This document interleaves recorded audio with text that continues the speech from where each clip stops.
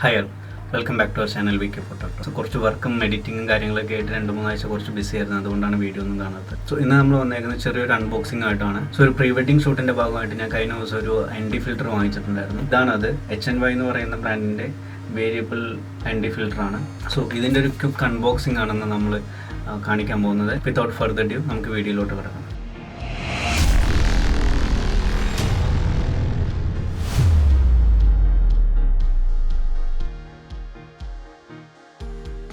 So ഈ ബോക്സിനകത്ത് എഴുതിയിട്ടുണ്ട് HNY റിവോവിങ് വേരിയബിൾ ND ഫിൽറ്റർ എന്ന് പറയുന്നത്. ഇത് ND3 to ND1000 വരേക്കുള്ള ഒരു ഫിൽറ്ററാണ്. അതോടുകൂടെ തന്നെ ഈ ഫിൽറ്ററിനകത്ത് CPL ഫിൽറ്ററും കൂടി ഇൻക്ലൂഡഡ് ആണ്. സോ നമുക്ക് ഇതിൻ്റെ അൺബോക്സിങ് നോക്കാം. ഒരു ബോക്സിനകത്ത് ഒരു പൗച്ചിനകത്താണ് വരുന്നത്. അതുകൂടാതെ തന്നെ ഈ പൗച്ചിനകത്ത് നമുക്കിവിടെ കാണാം ഒരു യൂസർ മാനുവൽ, ഇതെങ്ങനെ യൂസ് ചെയ്യണം എന്നുള്ള കാര്യങ്ങൾ ഇതിനകത്ത് പറയുന്നുണ്ട്. അതേപോലെ ഒരു ക്ലീനിങ് ക്ലോത്തുമാണ് വരുന്നത്. ഓക്കെ, സോ നെക്സ്റ്റ് എന്ന് പറയുന്ന ഈ പൗച്ച് ഓപ്പൺ ചെയ്യുന്ന സമയത്ത് ഒരു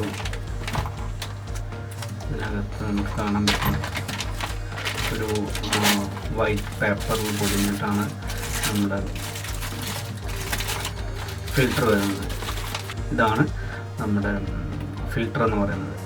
ലെൻസ് ഡയമീറ്റർ 67 to 82 mm വരേക്കുള്ളതിലാണ് ഇത് സപ്പോർട്ട് ചെയ്യുന്നത്.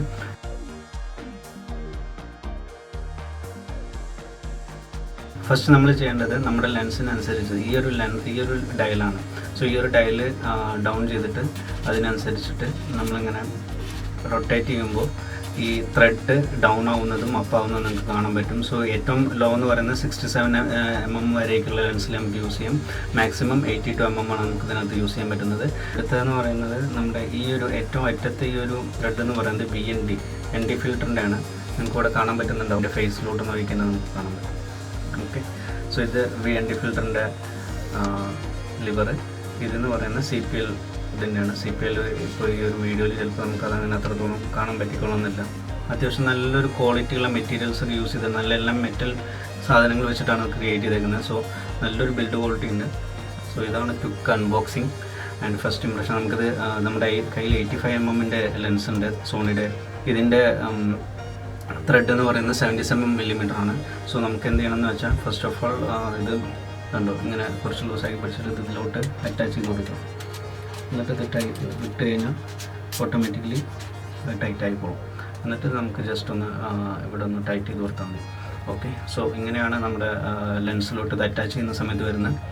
വീഡിയോ ഒക്കെ എടുക്കുന്ന സമയത്ത് നമുക്കിത് CPL വേണമെങ്കിൽ CPL ചെയ്യാം, അതേപോലെ ND ഫിൽറ്റർ വേണമെങ്കിൽ ND ഫിൽറ്റർ ചെയ്യാം. ഓക്കെ,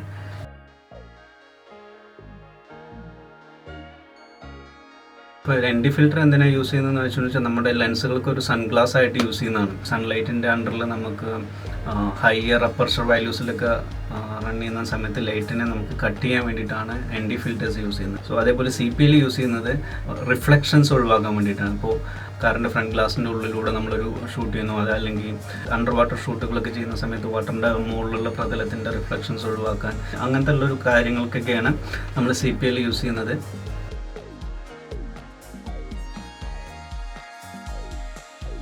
എന്താണ് ND ഫിൽറ്റർ, അതേപോലെ തന്നെ എന്താണ് CPL ഫിൽറ്റർ, ഇതിൻ്റെ യൂസേജുകൾ എന്തൊക്കെയാണ്, ഡിസ്അഡ്വാൻറ്റേജസ് എന്തൊക്കെയാണെന്നൊക്കെയുള്ളൊരു വീഡിയോ നമ്മൾ ഡെഫിനറ്റ്ലി ചെയ്യുന്നുണ്ട്.